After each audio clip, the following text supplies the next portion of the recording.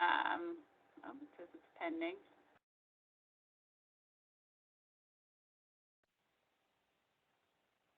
Great. So good afternoon. It is Friday, February 19th, and this is a meeting of the Just Transition Subcommittee of the Vermont Climate Council. And I am Sarah Phillips. I'm the director of the Office of Economic Opportunity at the Agency of Human Services and the co-chair. I realized one of the first things we need to do is probably just confirm that our subcommittee members are here in attendance. We didn't add that to our agenda, but let me see if I can pull that off. So I do see Sue Minter, our co-chair. Sue's here. Good afternoon. I see Chris Campany. Thank you, Chris. Their subcommittee member. Jennifer, Micah, are you on the call today? Are you able to join us? I think I see Jennifer. Oh, nope, that's a different JM. Okay, so Jennifer Micah is not here yet. Hopefully will be joining us soon. Let's see. New committee members, I want to see if I can, who am I forgetting? Kelly Klein. Kelly Klein, thank you. That's right, there's Kelly. Great. I'm here. And am I forgetting anyone else? That's us. That's us. Okay, that's us so far. Great. And then I do see Jane is here as well, so Global Solutions Warming, oh my goodness, Director of the Climate Council. That's what I'm going to call you. And then we have some of our staff as well. Our staff support folks are on the call as well, so I see folks. So we'll go ahead and get started. Thank you. And then I wanted to just take a moment and invite many of the public or guests that are in the meeting here today. We will have time at the end for public comment, but I just want to invite you, if you are logging in on Teams, if you want to use the chat box and introduce yourself, I think that would actually be really helpful. I'd love to know who's in the room with us today, so I just want to invite folks to do that. So I think the way that this is going to roll is that I'm going to walk through the agenda as posted and ask for any adjustments from folks, and then we'll go ahead and kick it off. So the agenda was posted and shared with subcommittee members, but I think our first step is to dive back into this conversation around nominations for the subcommittee, and part of that is understanding the process that the steering committee is laying out for us. And then what responsibilities we have to support that process and finalization of our subcommittee members. So that's the first chunk and the primary purpose of today's meeting. And I just want to express that it's a little bit messy as we're still forming and norming in this work together. And so hopefully my subcommittee members will bear with us as we work through that. And then I think Sue and I had hoped that this subcommittee would talk a little bit more around, we're expected to provide an update to the Climate Council, the full council, at Monday's meeting, and we would love to just talk with this group around what that might look like, and talk a little bit more. We started in our initial meeting talking about the goals of the subcommittee, but to come back to that conversation again. And then talk about a little bit about like goals for the next meeting and establishing perhaps a regular meeting schedule. So that's what we've laid out to try and accomplish today. Any comments or questions on that from our subcommittee members or staff? Okay, well, I will take that silence. I love long, awkward pauses. Okay, I'm going to take that silence as we're good to go and that agenda works for us today. Great. So I'm actually going to invite Jane to talk a little bit about the process as it's unfolding with subcommittee nominations and just update us on what's in process there. So Jane, take it away. Thanks so much, Sarah. And thank you for acknowledging that it's like a little bit messy right now and bearing with us as we work through the process, because I do feel that way, and I feel mindful of how busy you all are and then having to bear with that messiness. So thank you for that. And so our expectation is that the final process for nominating additional subcommittee membership will roll out sort of after this subcommittee meeting, and we have a science and data subcommittee meeting at the end of the day. I will be able to process any last comments from the steering committee, but the formal process for approval went out to the steering committee earlier today, and I think we're in really good shape. So I'll talk through that, and then I did share with you all only a few minutes before this meeting so that you would have it, though, to aid in this discussion, your subcommittee specific spreadsheet of nominees that you will have in front of you to go through this weekend. So first and foremost, we spent a significant amount of time in the middle of this week sort of really thoughtfully going through the nominees. You'll remember that when we met earlier this week, I may have shared with you all that one of the perhaps problems with the way the nomination process went was people did not have to self-select a subcommittee of which they would want to serve on. And while I think in general that's really good, it led to a huge undertaking for many of the subcommittees then to review and prioritize the nominees in front of them. So we had 350 nominees. I went through and cleaned up the spreadsheet to the best of my ability with respect to duplicates. And I didn't want to lose that information if different people nominated them and perhaps highlighted different relevant experience.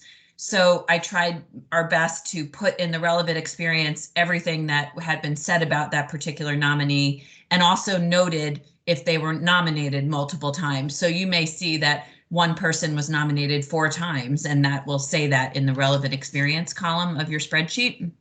But it also consolidated the spreadsheet from 350 to 267 nominees, just a smaller subset when we actually removed duplicates. And then I went through and sorted through their relevant experience and affiliations and tried to pick out if they clearly were stating a preference of a subcommittee, or if you could tell that they had a preference, and or did my best with professional judgment to put them on one or more subcommittees that they were most applicable to have experience for. So in many cases, people are now either assigned to one subcommittee, or in many cases, I would say they got assigned to 2 subcommittees because I thought they had experience that would be relevant to more than one. And then there were a handful of nominees that I couldn't pick a specific subcommittee for, so they are going to be reviewed by everybody.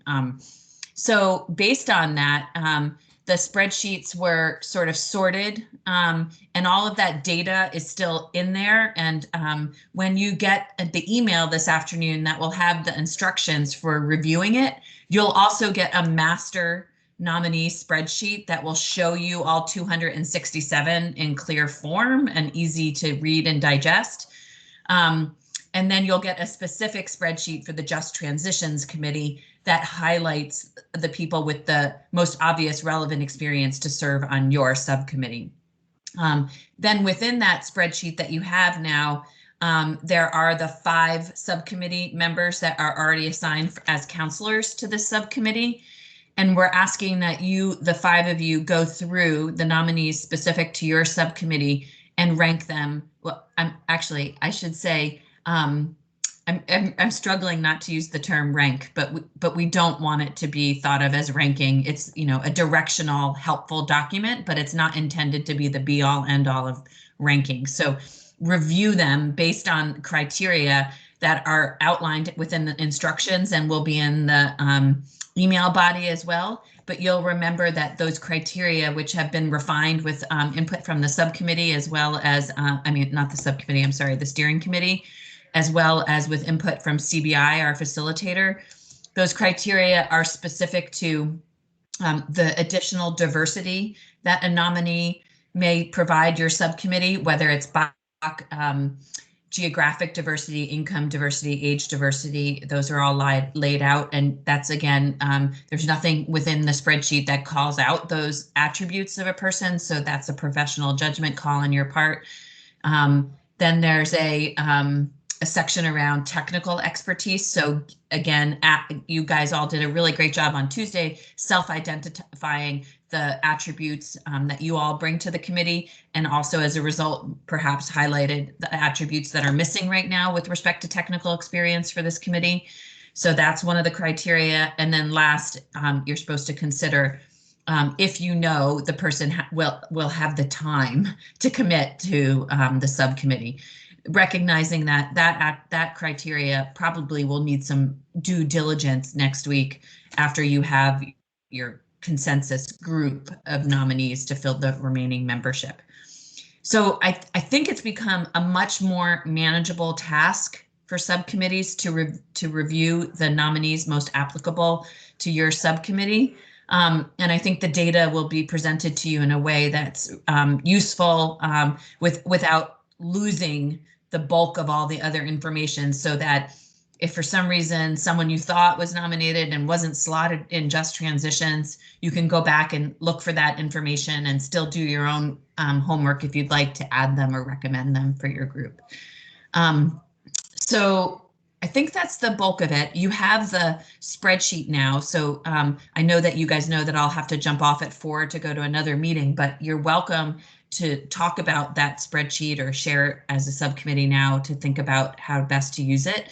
But that will be coming to all of you shortly with the expectation that you'll turn it around pretty quickly. So thank you for that. Does that feel a little clearer now?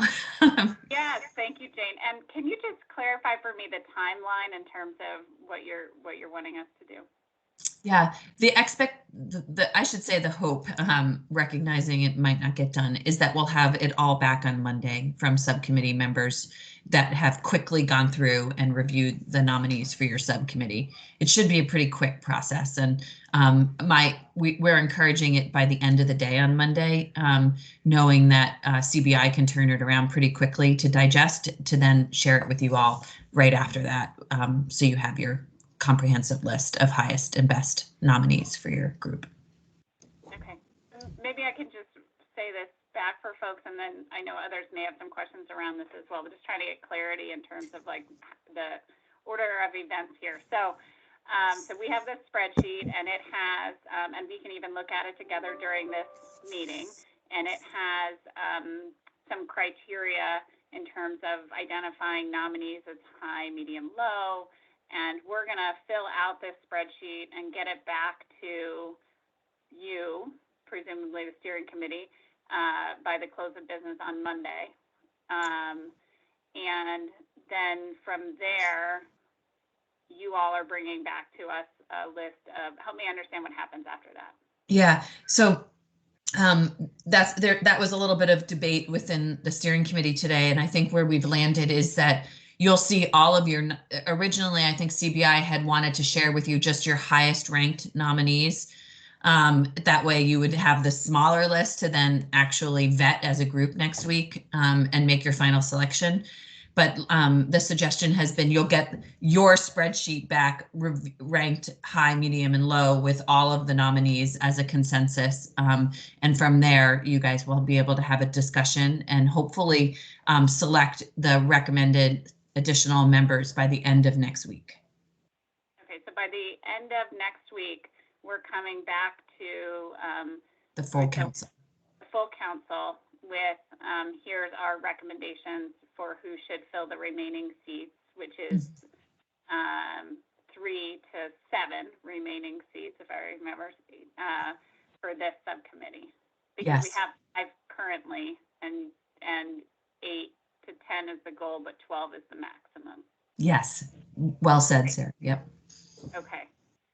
So I'm done asking my questions, but what other questions about this process or the that Jane has laid out for us do staff or other council members have before we step into sort of how we want to do our job?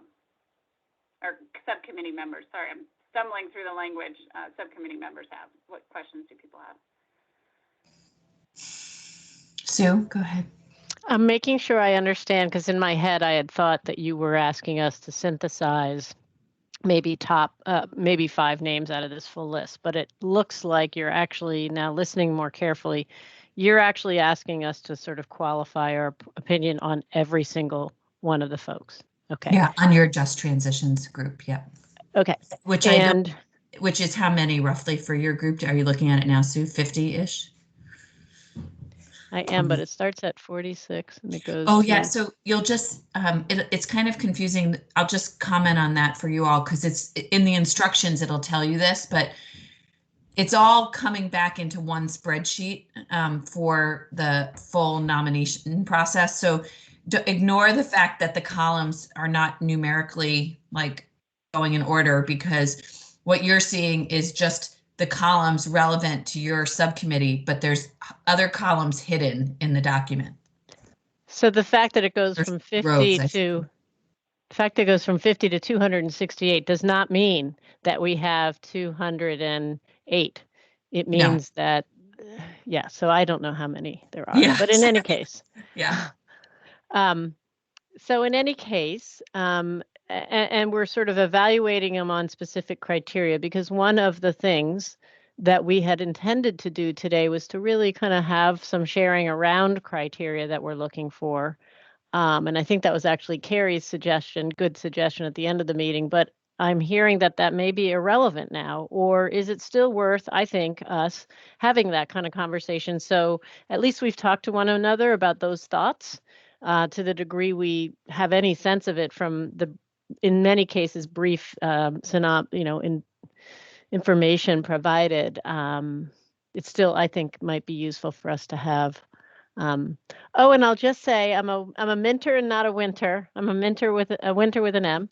Doesn't matter. I'm winter on the spreadsheet.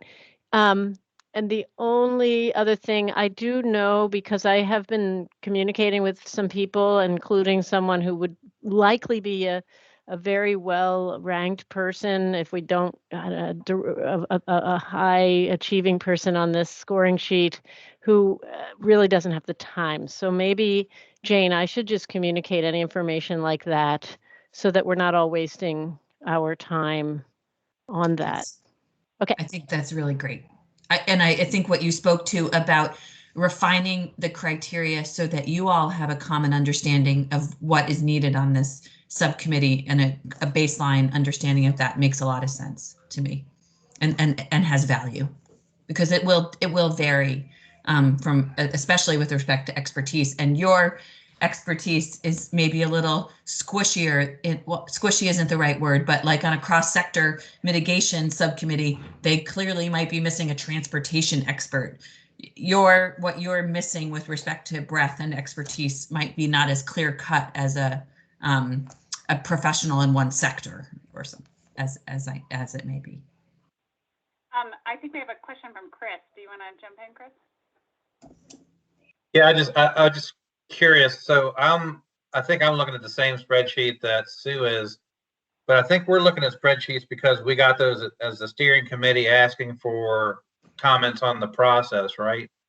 So not every member of the Just Transitions subcommittee is looking at a spreadsheet right now, correct? No, I did take the time thinking that it might be valuable to your subcommittee to send the specific spreadsheets to the whole subcommittee for this group and the science and data one, knowing that you guys were meeting this afternoon, and it would, even though you didn't have it, the whole package hadn't gone out, that perhaps that spreadsheet would be worth having in front of you. Okay, I lost track of what emails came from. I'm sure, Chris. Yeah, it just came out, Chris. So is it appropriate, Jane, to share that? Can I share my screen so that folks can see that? Okay. Just so people can kind of have a sense of what we're looking at, and as we're talking it through, instead of trying to dig through your email, that might be helpful. I won't share my screen for a long period of time here, but just I think it's. I'll just highlight for the public on the meeting. These documents will all get posted to the Vermont Climate Council AOA website as well later today, so other folks can see this if they'd like, since it's been going through email. Thanks, Jane. Yeah, and I'm sensitive it's a public public process, but also has individual names and Right. Information they may have shared. And so I just wanted to check in on that. And for folk who don't know, I mean, the committee members, because I don't always have the office, the outlook.com or whatever it is, open. I mean, it literally came in at what, 3:22.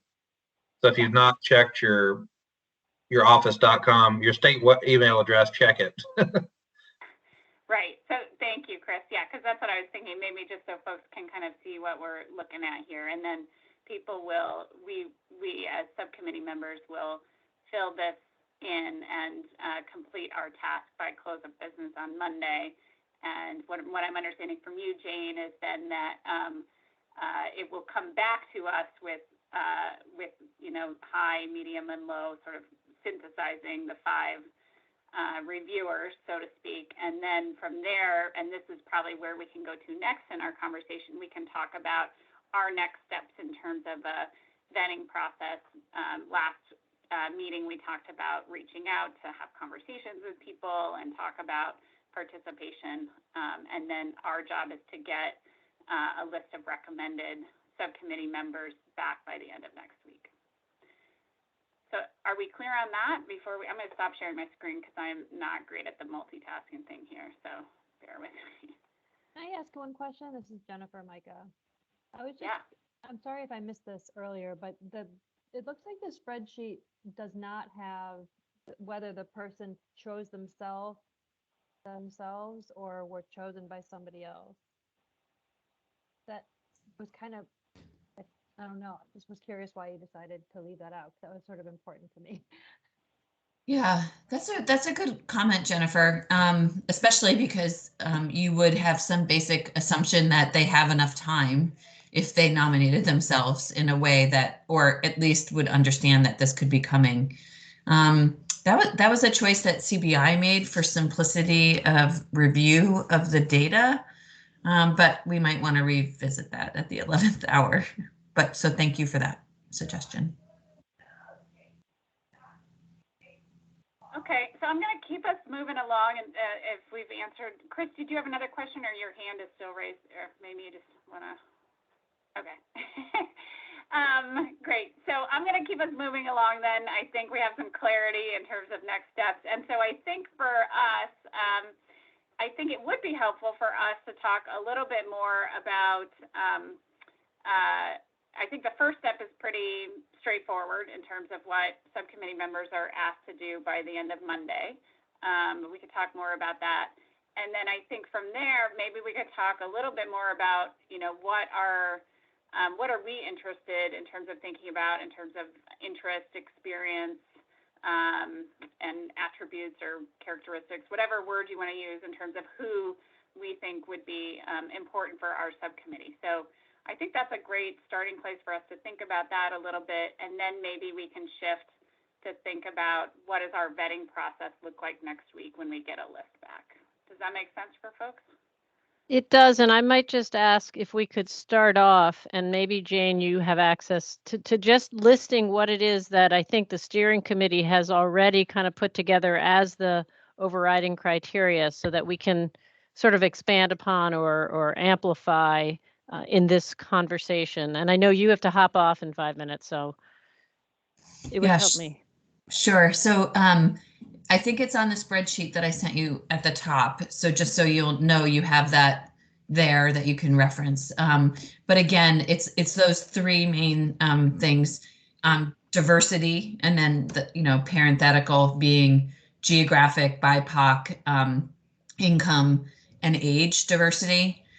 Technical expertise, so gaps. Sarah just put it in the chat. That is currently missing on your subcommittee. And then what I don't see perhaps in that one, because it hasn't been updated yet, but in the instructions, a comment from the steering committee was with respect to adding time availability to serve in a capacity that will require 4 to 6 hours a week. Great. So it's very broad and applicable across all 5 subcommittees. So again, great to refine for your specific one. I think that's great. I know not everybody has access to the chat box. So geographic diversity, BIPOC, age and income, technical experience related to our subcommittee, interest or sector that's currently missing, and then, as you were saying, Jane, also time. So any other, subcommittee members, anything that we want to add into that maybe is missing? I will just start by saying, for me, part of diversity is also about disability status. So I would want to throw that into the mix as well, especially when we're thinking about equity. And I think we mentioned that last time.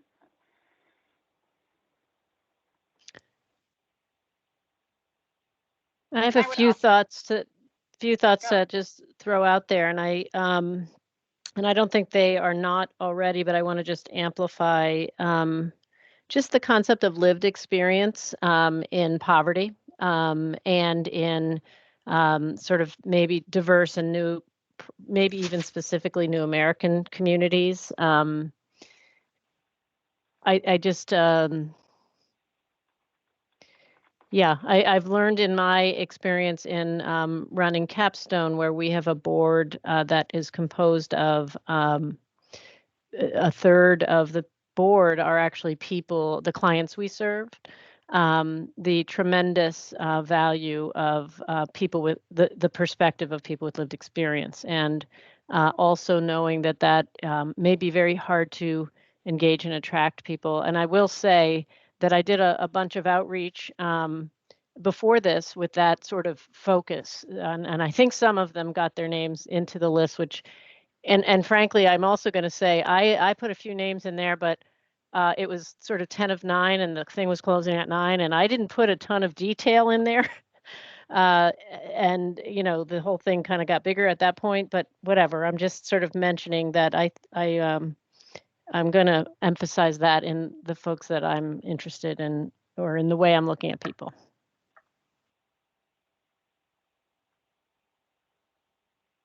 Thanks, Sue. I do think that framework of lived experience is a great way to think about it. Chris. And I was, as we ponder this, I was thinking about, this is not all inclusive, but I was thinking about areas where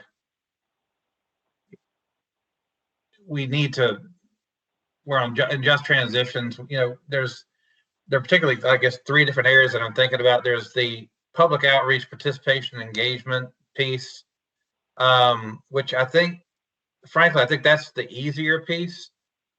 The harder piece, I think, is ensuring just transitions when it comes to also policy formulation in terms of, law, also in terms of rules getting promulgated, and then an actual enactment and, implementation.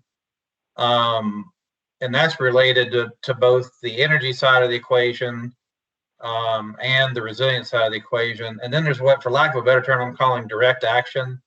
I mean, that's actually like making the weatherization, electrical upgrades, mobility, those kinds of things happen. And like on the resilience side, flood hazard mitigation, buyouts, other things like that. It just seems like we need to think about just transitions throughout the whole life cycle of what it is, of the issues the issues that we'll be discussing. If this makes, I hope this is making some sense. Because oftentimes, in my experience, the engagement, the initial engagement and the initial conversations is one of the easier pieces. It's actually when the real sausage starts getting made, and then we actually when those really kind of detailed conversations start happening, then you actually start implementing the programs, and the programs actually start. I think that's where sometimes you lose that engagement. And anyway, just wanted to kind of highlight thinking about the whole spectrum of work that or issues that we're going to be dealing with. I hope that made some sense. Thanks, Chris. I think, and I apologize if folks hear me clicking because I'm not muting myself in between. I'm trying to take my own kind of notes as you're talking. I realize that could be distracting. But anyway, Chris, I just want to say, I think, can I ask a clarifying question? Because I really appreciate your opening up this idea of the work we'll have this life cycle around public engagement and planning, policy setting, goal setting, and then implementation, right? That we'll have this life cycle. And I think what I'm hearing you say, and this is why I want to repeat back, is thinking about our subcommittee membership in terms of folks who will support just transitions through that life cycle. Maybe that's the piece I'm wanting clarity on. Okay. Yeah. So people who can speak to all phases of that, and also since we're supposed to be providing direction or guidance to all the other subcommittees, I think that's particularly important too. So having that kind of experience at all different levels of the whole spectrum of from initial kind of concept development to actual on the ground implementation. Yeah, you captured it. Yeah. Great, thank you. Sue wants to jump in, but I also want to maybe, Sue, quick, I did see Kelly flipped her camera on. Kelly, I didn't know if you wanted to jump into the mix there. No, I just noticed we were getting a smaller and smaller group. I thought I would show I really am here and I'm listening. Okay, no, that's great. And I appreciate cameras don't always have to be on either to be engaged. So. Sorry, Sue, go ahead. But it does help to see you, anyone who wants to join the conversation. I want to share and echo, I think, some of and maybe expand upon some of what Chris was alluding to. And Chris and I share our backgrounds in planning. So maybe that is why what he says really makes a lot of sense to me. And I guess I want to put forward the idea that this should not and really cannot be a traditional public engagement process, because frankly, those have completely failed to engage the communities that we are specifically charged with focusing on. I want to mention that Sarah and I were given a very quick look at the public engagement RFP that got put out. And by the way, I think this was really not put together with us in mind, because it predated. I'm not sure, but I'm just saying that DEC wasn't necessarily, when they started this, envisioning this being the task. There's one thing that we suggested that didn't happen, which was actually assigning points to consultants that have experience in diverse communities as they get reviewed. So while it isn't in there, we're going to continue to advocate for that, because I think it's critically important. And it relates to this question of who we can bring into this small group, never forgetting that everyone who expressed an interest in this, we want to keep engaged in some very proactive way. But it relates to this idea of bringing into this circle of thinking, and part of our role really will be working with that public engagement consultant, people who have access to networks that we don't, that are atypical to the classic traditional process, and different kinds of communication channels and understanding of the kind of communication and modes of communication that are effective and not effective. Because I think we just have to think differently. And frankly, as a white privileged person who's been doing this work a long time, and we've missed the boat, I am simply not the right person. And we've got to think about those people who have never been in this room before to be in this room. That's kind of what I just want to emphasize, that we've really missed the boat, and we have to think about that as we proceed here. And I think we will be given a lot of room and respect to do that. Great, thanks, Sue. Jennifer, I think you're our other subcommittee member. I'm trying to keep track of the subcommittee who's staff. Did you want to weigh in with other thoughts around attributes, skills, experiences we want to think about in filling out our subcommittee? I don't have any thoughts that haven't been shared already. I do note that the people making these choices are all from a very similar demographic group. So there are going to be biases, and we're going to need to pay attention to that. It's a point well made, and I think us continuing to talk about that and bring awareness to that, I think, is one of our best tools. So thank you.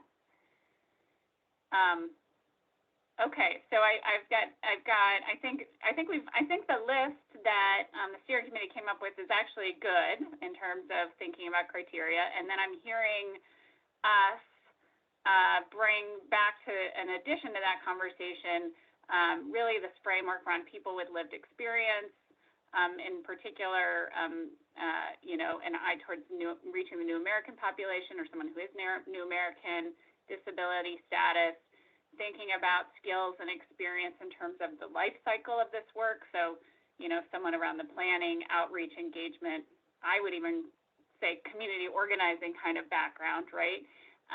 Policy setting, and so maybe thinking about that, and then thinking about like, and that actually might be where this group has a lot of experience already from what I'm recalling from our last conversation, especially with staff. But then thinking about the direct action, as Chris said, or implementation part of this. So people who bring those kind of experiences as well in terms of implementers of this work. And then I think Sue's last point, I'm just kind of summarizing what I think was this group, is thinking about people with atypical networks. So can we think about that in terms of vetting candidates? So that's what I've recorded. As we kind of move on to the next piece, which is like, what will our process be around further vetting of candidates next week? Is there any other piece around this? Characteristics, attributes? Okay, I'm just going to keep us moving.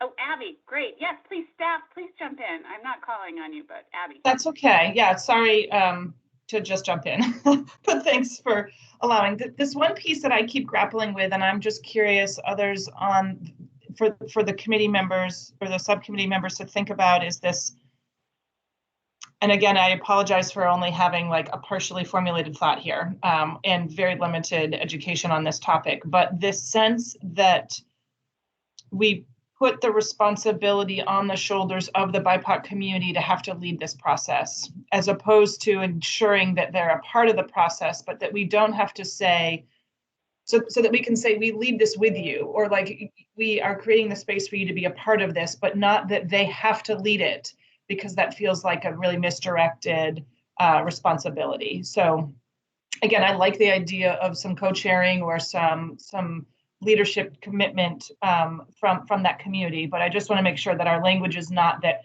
they have to do it and we will follow, but that we will create the space for them to lead along with us and guide us and be a part of the process, but that we're also committed to this effort. Abby, I think that's well stated, and I think reflects the intent of that conversation and creating space in my mind for leadership and participation in the processes with that intent. I'll welcome others as well. Okay, thank you. Thank you for weighing that. So, and other staff that want to chime in? Okay, great. So I think then let's just talk a little bit about our process for next week. I think in our last subcommittee meeting, we had talked a little bit about maybe dividing up the list between subcommittee members. Maybe staff might also support this process, and reaching out to folks to try and connect with them and have a conversation about their interest.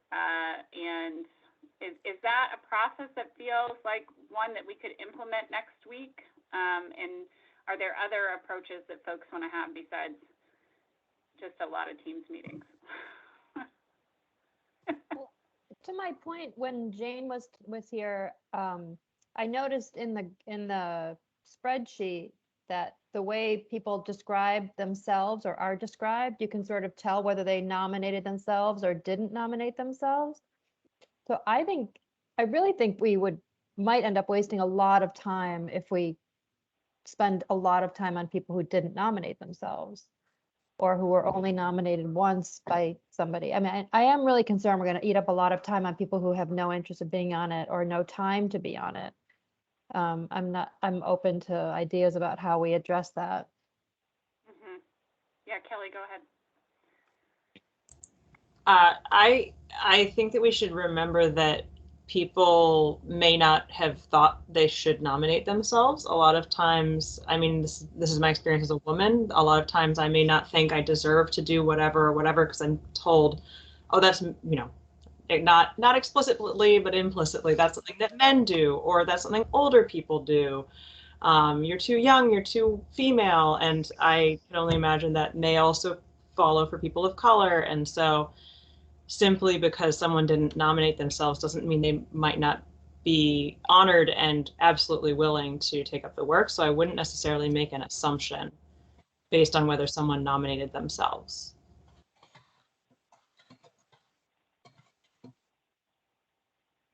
Which doesn't make our job easier, but I would like to put that out there. Point well taken. Yeah, Sue, go ahead. Yeah, I did spend not knowing what was going to happen. I spent some time talking with people, asking people for ideas, meeting those people, you know, before nominating them.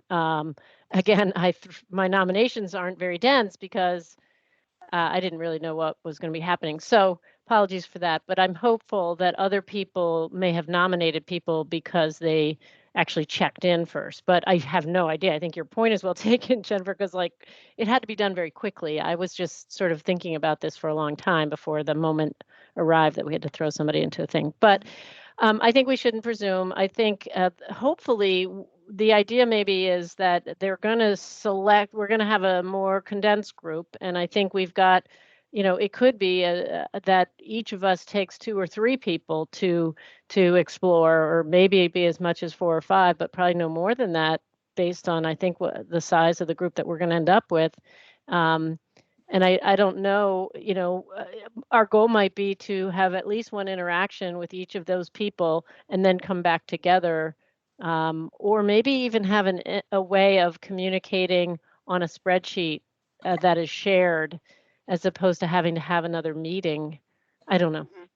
I'm just thinking about process. Yeah, exactly. I think that's what I'm struggling with process too. So I just kind of quickly did a count. I think there's about 50 people on this list. So that's much more manageable than 350. And 50 people, especially if we get back the list, sounds like we'll probably get it back maybe Tuesday or Wednesday. I'm just going to throw this out there as an option for process, and I'm not stuck on it, but just to kind of keep us moving forward. I'm happy to have Sue and I co-chairs get that list back and simply divvy it up and give each subcommittee member, perhaps staff that might join us in this effort, a list of names to call and to try and connect with those people. And maybe what we could spend a little time here today is kind of finalize, like, what does that conversation look like? Like, what are some standard, you know, questions we want to bring to those conversations? And then maybe we could, you know, each be tasked with bringing back 1 or 2 names of folks that would be, that, you know, through that process we've identified and they've agreed that they would be interested and have the time, that we would sort of bring back to our group, and our group could meet, for instance, next Friday, and then we could finalize our recommendation. So I'm just going to put that out there as like a potential process for us to move through this in the next week, and I'm open to feedback, criticism, or something totally different.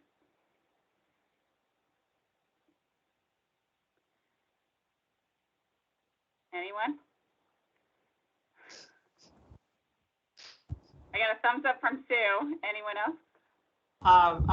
Are you considering that we would potentially, if we've gone through and done our ratings and everything, that we might be able to winnow down the number of calls based on, you know, the number of people who were the most highly, but it'd still be, you know, a lot of people, and I have no concerns that we will, if we call people and then more of them get knocked off the list because they don't have the time to commit, that we'll still probably end up with more people than we have seats. So I don't know if that's sort of, you pick a cutoff point in how many people ranked this person as high or medium, and then call those people. Yeah, I think that's a fair statement, is to maybe focus on outreach and phone calls to the high and medium list. I don't think we're going to have a problem filling the seats. Yeah. Probably won't have a problem filling them with great candidates either. And I think to Sue's point, part of what our goal should be is how to continue to engage with everyone who stepped forward and says they want to be a part of it. So it's hard to think of it that way, but other thoughts on that process? That's a friendly amendment, Kelly. I really like that idea to maybe just focus on the medium and high. Jennifer, Chris? I agree. Okay. Okay, great. So then it sounds like, Sue, go ahead. Oh, you're muted. Thanks. Sorry. I think you suggested sort of let's maybe skip our intended Tuesday meeting and just go to Friday. It won't give us much time on Friday because it's due Friday, I think. But Friday might be the only time that especially Sarah has.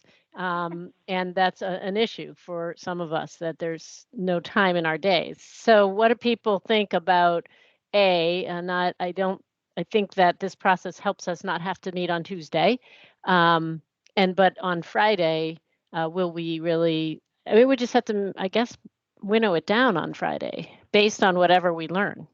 You know, I'm able to meet Thursday, which actually might be better for me. But anyone else? I mean, we're kind of skipping in our agenda to setting our next meeting, but it's tied into this process question. Are folks available Thursday afternoon? I'm checking. Yeah, no, I know. I got to check too, actually. I said that and I thought, oh. Thursday's the 25th. I have a board meeting at 5:30, but I could meet until 5:30, and I could also just get off whenever I have to get off. I'm actually open day on Thursday, so I'm totally flexible. Sorry, somebody else. Chris? I'm available between 3 and 5. Thursdays Right now I'm available. You never know what comes up, but right now it looks pretty good. Okay, so I'm hearing 3 o'clock Thursday as our next meeting. And I think we just outlined what our work is in between there. So 3 p.m. Thursday, 2/25. Okay, sounds good. So I'm going to go back to our agenda for today. We're a little bit on time. I'm always impressed when that happens. I think we're doing okay here. I think I'm just looking through. I think we've kind of talked through. Oh, the one piece we should talk about is, do people feel like they have direction in terms of when you get your list and you're asked to make phone calls and do some outreach, what those conversations are? Do people need to talk through that a little bit more? I wonder whether we want to have some consistency in how we do it. Yeah. Okay, should we just kind of talk through right now, like, 4 or 5 common questions where obviously conversations will take their own turn, but 4 or 5 common questions we might just do in that outreach? Okay, I'm looking at body language. I'm seeing heads nod, just for the record. Okay. Okay, so obviously one is around interest. That might be obvious, right? Is interest in time commitment. Maybe something like, why are you interested? Are you interested, and why are you interested? I want to mention that Amanda is on the line and taking notes for us as well. So thank goodness we have someone else to try to capture everything that Sarah's capturing already so well. Oh, I'm not capturing much. Don't worry. Thank you, Amanda. So that's a key question. Other questions? What unique perspective do you think you would bring to the this particular subcommittee? Like that. Or something like that. I think that's excellent. And I don't know, but would it be useful to sort of say, given your understanding of sort of environmental policy and justice, would you say that there's that you have, I don't know, I'd be interested in having a sense of their sense of where we're at in terms of our policy goals at this moment. I don't know. I didn't articulate that well at all. So what did you mean by policy goals? I don't want to exclude somebody because they don't know what those are. And I think, frankly, people not having a great sense of all of that is actually fine and helpful, even. Yeah. It- because I think it demonstrates someone's interested in this issue enough to come to us, but really has not necessarily a deep understanding of what are the state's policy goals around climate and environmental improvement. I'll just say it really broadly. But I think that might be way too vague for what we're trying to do here. It just came to my head. One thing that occurs to me is that if we're talking about having these committee members embedded in other committees, whether the person feels comfortable or how comfortable do they feel either with conflict or with raising concerns that other people might find hard to hear, or I don't know, just something around that.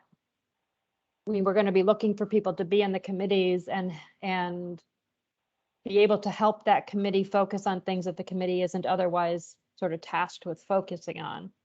I don't know how or whether we can get at that in an interview, but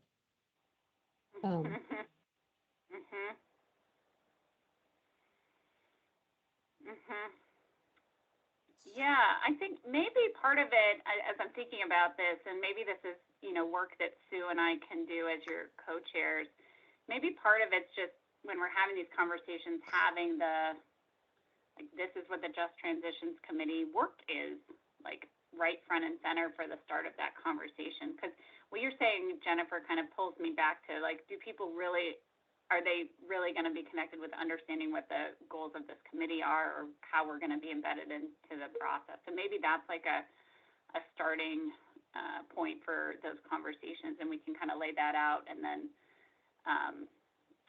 and maybe that will get people kind of thinking on the topic you're raising. I can't think of a specific question around it, but yeah. And that gets to time commitment too. Yeah. So Abby's actually is typing in the chat box some really great things, like just to kind of tweak like unique perspective. It could be like unique and or relevant perspective. Yeah. Open that question up. I think that's a great addition. Time commitment, capacity to participate. I think I'm under the impression that we're telling people it's 4 to 6 hours a week. Is that correct? It makes me want to cry when I say it, but I think that's the expectation.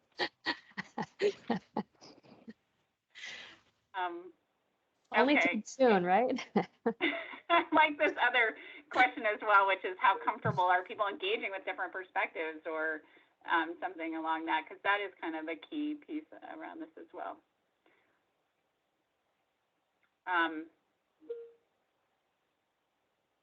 We could ask about, and maybe this isn't, I'm trying to get at like how are we getting at like the questions the attributes that Chris was mentioning around supporting the work over the life cycle. And so maybe that comes out in this question around unique and or relevant perspective, but maybe part of it is experience also, like part of what I think we can set up, maybe bear with me as I kind of think out loud here for a second, but we're looking for people with a variety of lived experiences to come onto this committee. So, maybe we can just be explicit in that conversation with folks. It's like, that's what our committee has said we're looking for. And, a variety of lived experiences, a variety of skills, and just, that diversity. And, so maybe it's a question not just about unique or relevant perspectives, but also experiences. So just kind of open that up a little bit. I think that's a good characterization, because I noticed there are a number of people in the spreadsheet, and this is great, who are scholars and researchers and advocates for for process. So I guess you would consider them almost kind of experts. But yeah, I think that stressing also the importance of that lived experience, whatever that lived experience is, categorizing that broadly is going to be really, really important. It's going to be a really important perspective to have. Okay. Yeah. And I want to say that as well, because I feel that especially sort of scholarly, experience in policy development is really, I think, different from what we might be looking for in terms of diversifying our mix. And I do want to share the concern that is so important what Jennifer was raising, the ability to participate fully in other committees and really share the lens or the perspective we're trying to ensure. At the same time, I've learned through engaging in our board of directors, people with in poverty, that it takes time to develop a sense of agency, and I want to respect and understand that for people of privilege who've lived in this world, there's a comfort level, but it may not exist everywhere, and we want to just be sensitive to that as well.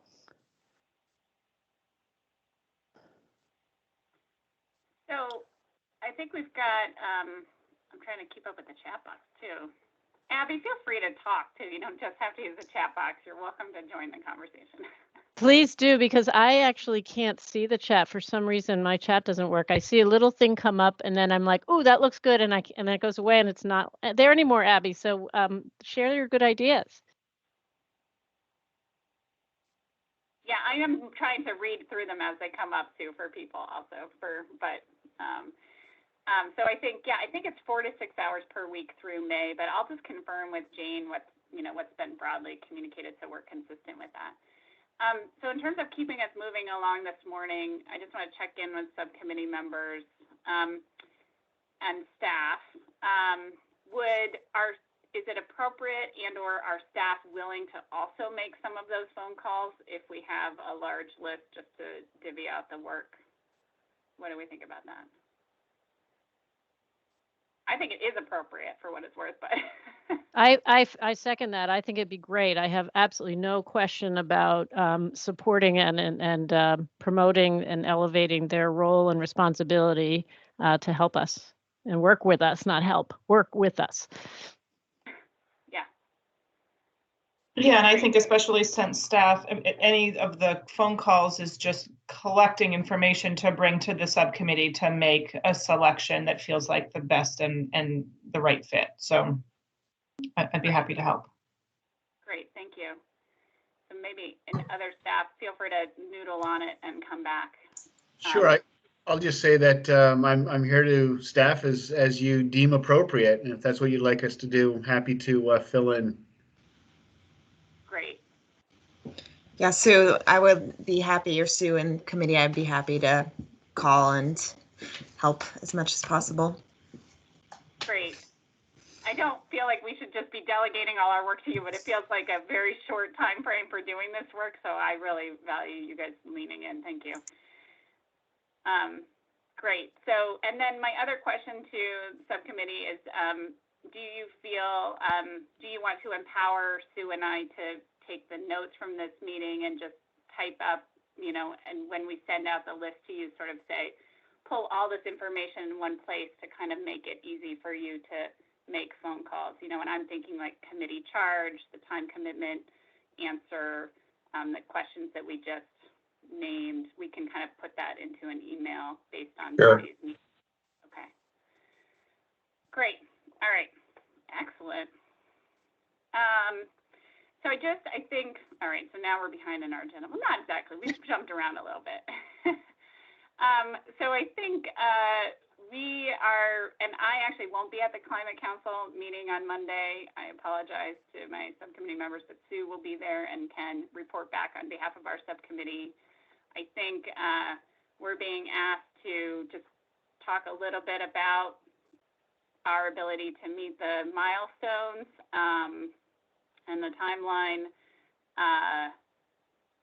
Sue, maybe I'll just hand this off to you a little bit in terms of what you were thinking about. What would be helpful to discuss in this moment in terms of preparing to present on Monday? Well, I think that what we were asked, at least what I heard from Jane that made me kind of go, whoa, last time was the thought that we would have some reflection upon the milestones set forth. And Chris, you're on the steering committee, I believe, so maybe you Yeah. have some way of illuminating that. And I'm, you know, I think that's a pretty deep discussion, frankly, and requires more time and thought. And I think Sarah and I, have been very reluctant to proceed with many important conversations like that one, or sort of what are our overarching principles that we really want to advance until we have a full committee, because that's the point. We know we probably have similar ideas, and we're here for a reason, but the people who aren't here are the reason we need to have those conversations later, I think. So maybe I'll just state that. And I'll, if everyone feels that it's appropriate, this concept that we begin and end, you know, in the time period of this, you know, moment of the Global Warming Solutions Act and plan development, I think is the wrong framing. It's that we are starting to build true, deeper engagement with communities that have so far been not engaged with, not brought into the conversation, and that doesn't happen quickly. But that, in my mind, shouldn't stop the progress that we try to make to meet the goals of the Act. It should inform and be an ongoing, growing, I think, engagement process. And to Chris's really good point, you need people, we need to do education, and of course there's the policy development, and then there's the where the rubber hits the roads, and where do the bills come out, and what are the rules like, and then when we implement them, being involved. So I think that's an iterative process, and hopefully a growing and ongoing process that might be worth sharing as a perspective. But certainly, whether or not we think we can meet the milestones on the timeline projected, I'm not prepared to say anything about that. And so to that end, I raised this, actually, we had a steering committee. I hate to say it, I'm having so many meetings around this now, I lose track of what's a council meeting, what's a steering committee. I mean, which meeting I was in. I mean, and there's so many other participants, I can't judge that based on, anyway, it's just about lots going on. So the steering committee, one of the points I brought up was, it's great that some committees may be starting to identify goals and objectives, but really until you have your committee built and fleshed out, I hope those things, I hope we're going to be flexible, and I hope we're willing to change our minds, and I hope we're willing to, you know, be organic about that and not have anything too set in stone, because it's kind of like, you know, there's that metaphor of what, building the plane while we're flying it. Well, in this case, we're kind of even training the flight engineers while we're building the plane. So, and then our role specifically, I noted that we're supposed to be providing guidance to the other committees, and we're still just getting our act together. So, and there's, I think in the cross-sector committee, there's a lot of interaction that's actually supposed to happen between the committees, and I know there's a lot of tension around this timeline. You know, and my personal inclination is don't let our foot off the gas, unless we're at risk of going into a ditch or something. But at the same time, being open to changing the time of the destination based on what happens on this trip, and making a request of the legislature. So, in other words, let's get done what we need to get done, but also, and again, this is a personal opinion, you know, make sure we get this right, because the mission, the task of this council is pretty damn big relative to, you know, life and living in Vermont. And that's not to say that, you know, as we, you know, the decision of the council as a whole and of the subcommittees may be to acknowledge, you know, these are some recommendations that we're working on, but these are not ready to be fledged and made whole yet. And so come December, there may part of the response may be, we've got a lot of work left to do, and a lot of engagement left to do. But sorry to go off on too much, but there's a lot of moving pieces here, including, I think, all of us just having a similar understanding of what the final goals and objectives of the council are. I don't know that we've really defined that yet. I mean, I know the legislation has that definition, but as far as like, how do we make that real? I think this just, so we're still, again, kind of in the state of becoming and getting ourselves organized and understanding how we're going to operate. So hopefully there's going to be some flexibility there. Thanks, Chris. I really appreciate that. I like your analogy as well, by the way. Abby. So based on that, Chris, I wonder what would the committee think of asking a question of all the potential additional committee members around what they think is like one of the most important considerations around just transitions for this climate change initiative, which is a way of sort of engaging everyone. And then maybe we could kind of collectively put together a laundry list of suggestions that come from that whole group. So it's a form of engagement. It's a way of kind of collecting some feedback. I love that so much, Abby. I just want to say it speaks to that goal of using this as an opportunity to just start the engagement. And yeah, I think that's a fantastic idea. I don't know what others think. Others are allowed to disagree with me. Bingo, brilliant. I absolutely agree. Can you say it again perfectly? This is being recorded. Thank goodness. That was Somebody done. said you can write that down. Yeah. Yes, I'll send it to you. Thank you. Yeah, I think that's great. And I was also trying to figure out if, as part of the conversation, to Abby's point earlier, and I've been trying to figure out how to characterize this, but basically acknowledging we're looking for leadership and guidance on issues, but to be clear, to the extent that you're representing a group or a group of interests that of ensuring that the transitions are just, that we're not looking to you to solve the problem. that this is, especially when it comes to white supremacy and privilege and other things, that's work for the privileged to have to institute that change. I'm trying to figure out a more eloquent way to say that, but what drives me nuts historically is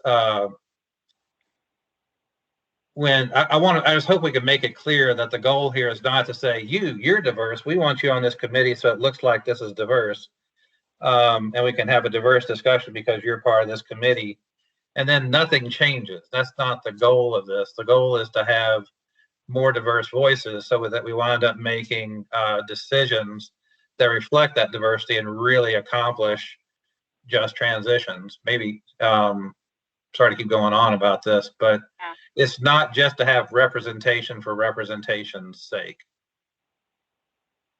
Great, thanks, Chris. I think that's a valued point.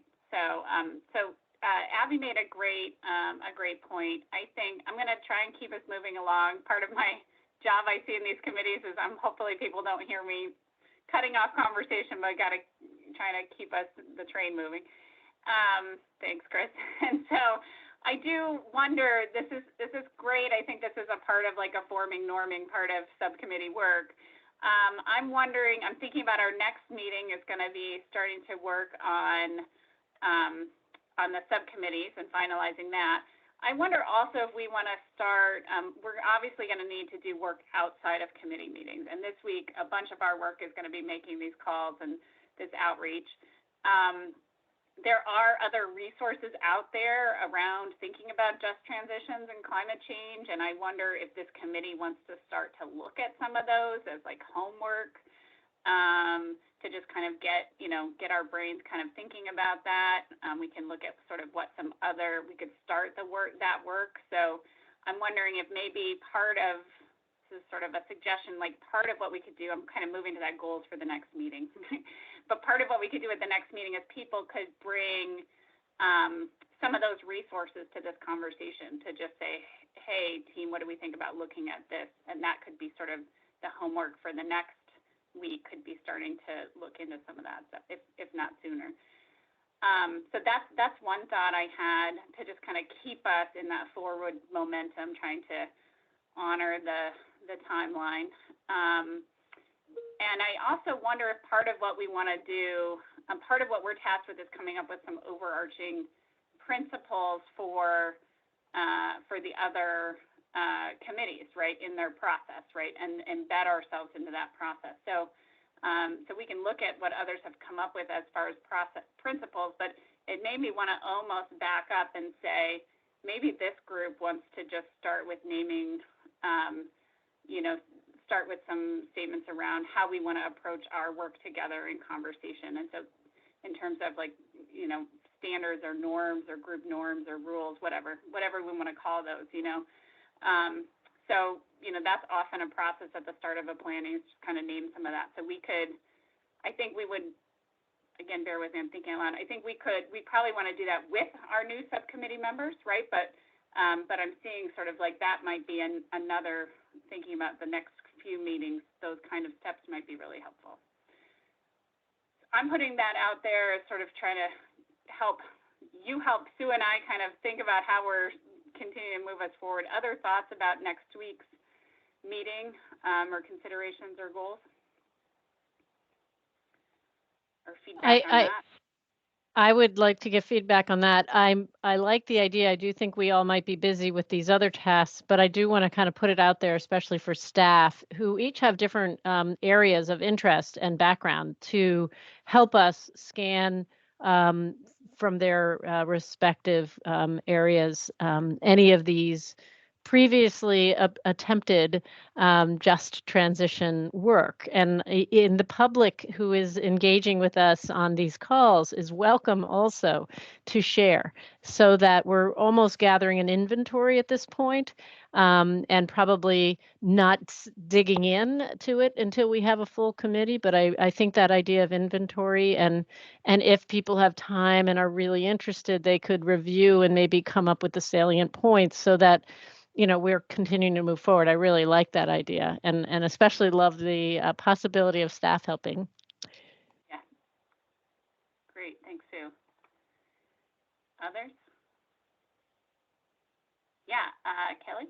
I have an unrelated question, but I didn't want it not to get brought up for clarification. The participating time commitment being 4 to 6 hours per week through May, is that the end of all obligations on the subcommittee?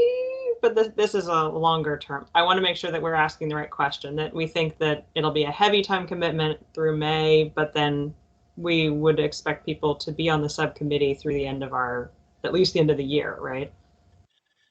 Yeah, I'm not sure where the May comes from, actually, because this is a full kind of year, and I would expect it not to be getting less time consuming over So time. I think that goes back to the timing of a first draft or something. I'd have to go back and look at the work plan schedule, but I think by June 1st, we're supposed to have kind of a first set of recommendations or something like that. Yeah, no, my understanding too, that we have to have most of our work done by June, and then they're going to put it all together into a big report to be released sometime in the fall, or to be reviewed by the actual council in the fall or something like that. I know we're supposed to have I know it's crazy. We're supposed to have the majority of the work done, I think, but that was my understanding when in the meetings, I think the initial climate council meetings, they talked about that. Yeah. One of the things that I was thinking about, though, as I was reading what the charge of this committee is and how we're sort of at the service of the others, and we may find that we actually have more work once a lot of the initial project is done by the other committees. We may need to spend a lot of time reviewing and working on the public engagement piece. So that's also where I was a little bit like, I feel like we may actually have potentially more to do as in the summer, as we need to get feedback, or I'm a little hazy on the timeline myself, but so some clarification about how long is the duration and how much per week would be helpful before we have conversations with folks. I will get the definitive answer from Jane on that, so that we are saying that consistently. That can be. Yeah. Yeah. No, thank you. And so, okay, great. So I'm wondering also, we have a lot of work to do soon. I'm hearing some consensus around this group that we don't want to move too fast until we're a fully seated subcommittee, but people starting to gather an inventory of different resources and maybe bring some of those to share with this group at our next committee meeting would be great. And that's an ask of staff specifically, but obviously anyone. And then I'm also wondering if we just scheduled next week's meeting, but as we started to talk about, this timeline, I thought maybe we ought to just have a regular weekly meeting on the schedule rather than trying to schedule them one at a time. We don't have to do that today. Maybe people can just kind of, because we don't have our other subcommittee members, but maybe people can start to look at their schedules and think about what time availability you have for a regular meeting. Is that a kind of fair approach to that? Okay. And I will mention, Jane had said that if we do Tuesday afternoons, which we had sort of talked about last time, no need to commit to it, but she's not available at least till the end of March for that time period. So we may want to not jump on that. I also just want to quickly, because I know we're turning to public comment, I want to ask, could we meet at 3:30 to 5 as opposed to 3 to 5? I actually just discovered I have something until 3:30 on Thursday. That's next Thursday. Yeah, a week from today. Yeah. Thank you. All right. Do people want to schedule the week after? By then we're inviting other people. It might actually be worth trying to schedule the week after. Maybe. I like Thursday afternoon personally. So maybe the week after would be March 4th. I can do late Thursday afternoons. My Thursdays are, and When you say late, what does that mean? well, I mean, like the 3:30 to 5 period. The biggest challenge I face, honestly, is that'll be another hour and a half Zoom meetings after about 7 hours of Zoom meetings on Thursdays, which is okay. I mean, it's not, other people have a lot harder jobs than that, but my brain it's just, my brain is not wired for that. And I will say that that's the only day of the week that I don't have 7 hours of different Zoom meetings stacked up. And also scheduled weeklies that I would have to meet, but I can play around with my. No, it's fine. It's fine. For me, it is until insane. I get late to mid afternoon, I'm booked up on Thursdays. Yeah. Okay, well, we don't need to schedule the next week out. I just know that it's always easier for most of us to try and not schedule 1 week at a time. But I'm trying to follow the group, and what do we want to do there? We've got 1 minute before public comment. Do we want to schedule the something on the 4th?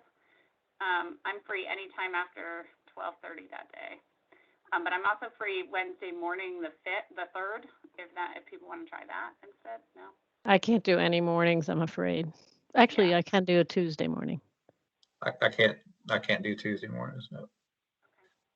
Should we just try for the 4th at 3:30 again? And then I really appreciate your comment, Chris, that we are not at our best after a long day's work, and we can set a goal to work for a different approach. I can switch a Wednesday afternoon to a Thursday if Wednesday is better for Chris. It's all fine. I shouldn't even said it. I just acknowledging my truth. I think that's great. And this is why we're going to maybe hopefully get a regular meeting set so that we're not having this conversation every week trying to set something. But I'm hearing that we could go for Thursday, February the 25th, that's next week, and then the week after at the same time, Thursday, March 4th. So we'll just go ahead and set those 2 meetings at this point in time. Okay, great. And so with that, I think I'm going to turn it to public comments. And just really those folks who hang in there with us during the meeting, I just really want to say I appreciate that. So yeah, I see a hand raised. I'm not sure I see your name. Jack. Yes, Mr. Cushman, please go ahead. Thank you. And I'm going to try to do this in just 90 seconds. But first of all, thank you for the way that you're approaching this. It's very helpful to those of us in the public. And the transparency is greatly appreciated. Secondly, I think that it's very likely that you will have, as this process builds, an enormous amount of public interest and public comment coming your way. And you may not be hearing it right now, but I can predict that that's going to happen. I've been looking into these issues on my own docket. I don't want to be on this committee. I don't think I'm what you're looking for on your subcommittee. But I have heard within the past week several times from representatives of BIPOC communities or impacted communities or marginalized communities, the thought that this process may take longer than the time that's been allotted to it. And I hear several of you saying that as well. And I think it's important to allow the time that's necessary to hear those voices. And if you don't, the expert opinion is that the end product will not be adequate. And if you have an inadequate product that doesn't contain a just transition, it won't garner public support. And so you will have accomplished nothing. I was particularly pleased to hear, I believe it was Sue, say members of the public are invited to contribute to the inventory or the homework assignment or the, because there is a lot of material available. And in that spirit, I'd like to know, to whom would I send written comments to save you time? Is there one person? Because I've been around these issues for a long time and have a lot to suggest to you. So if I can send them to one person, or if there's a docket, it would be very useful to know that, because I expect to be at all of your meetings and I don't want to talk at all of your meetings. And finally, one report in particular that is recent, which I'm going to paste into the docket. I think that you'll find that Chapter 3 of this National Academy of Sciences, Engineering and Medicine report, which is the result of a year or more of work and is the first of 2 reports, speaks directly to what you're doing. And if you focus on those 25 pages, it'll take 20 minutes of your time, and you'll see a great deal of high caliber work done by people who are addressing exactly the same issues as you, and who have some solutions in Chapter 4 that you will, they're in little boxes. This isn't, the report is a heavy lift, but it's absolutely apropos to you. And so I just offer that link in the chat box. Thank you. Great, thank you. Jack, I look forward, Mr. Cushman, excuse me, I look forward to seeing you at many of our future meetings. Thank you for participating. It's a great question. If there's, if folks in the public do want to contribute suggested resources for our group, if there's one way to collect those. We haven't quite organized ourselves, as you can see, so it's a great question. I have a suggestion for how we might organize this. I'm not sure how familiar everyone is with Teams, but there's a Teams file. There's a file for each team, and if we're all on a team, at least the subcommittee members and the staff can see these files. And I'm happy to guide anyone through using this, but I just started a Teams for another project, and it seems like a really easy place to have people from different organizations share files. So I propose that, if people think that's a good idea. I like that. Amanda, I just want to make sure everyone knows, works for me and with me at Capstone and has agreed to help staff the work that I'm trying to bring to this. So Amanda, do you think you would be willing to be the resource at this moment to begin to receive those offerings from the public and then put it into this Teams site? Yes, yeah, I can start right now. And so can you just put your email address in the chat for Mr. Cushman and anyone else? Thank you so much, Amanda. You're welcome. Great, thank you. Deputy Commissioner. Yeah, hi. Thanks for the discussion. See, this is really going to be a great subcommittee. I just wanted to kind of let you know that I've been assigned to kind of follow this subcommittee, and so whether I'm on the subcommittee or not, I'm kind of a resource to you. I'm going to try to follow what's going on, and I'm going to try to cross-pollinate as best I can with my colleagues that are on the other subcommittees. I actually don't feel like I'm an expert in the space, but I do feel like I'm an expert in the energy space, and so I can kind of be a resource to you in that facet of things. And I have a number of projects that are kind of squarely in the energy and equity and environmental space right now, so I can potentially help effectuate things that come out of this committee. But I have self-nominated myself, but I don't feel a need to actually be on the committee. I'll just be a resource in the background, and I'm happy to do that as well. Excellent. Can you maybe introduce yourself? I introduced you as Deputy Commissioner, but I'm not sure everyone knows who you are, your role. Yeah, I'm sorry. I'm Riley Allen. I'm Deputy Commissioner of the Vermont Department of Public Service, and the Department of Public Service has policy and regulatory responsibilities over kind of energy and utilities like telecommunications, and in particular, oversight of our electric and gas utilities. So we help to set rates and do the technical work that's related to economic regulation of utilities. Great. Okay, Thank thanks. You. Okay. It's going to be great to have you in the mix. I'm glad you're here. So I think unless there's other comments from the public, I think, can I just say, I feel like it's amazing that we are like at 5 o'clock. I'm sorry, but that doesn't happen very often in my meetings. So anyone else? So can I just clarify, how are we dividing up the names? Are we dividing up the names? So I think Sue and I, just to recap, I think. Okay, sorry. No, I think the subcommittee members got the list. We're each supposed to go through the list that we were given, review them according to the steering committee's criteria. We're going to do that. It's in a Google Doc, so I don't think you have to send it anywhere. I think we just go in and do it. And then we're supposed to do that by the end of Monday. They're then going to send us back a list having synthesized that. Sue and I are going to take that list and look at who's medium and high, and we're just going to divvy it out between staff who are willing and subcommittee members.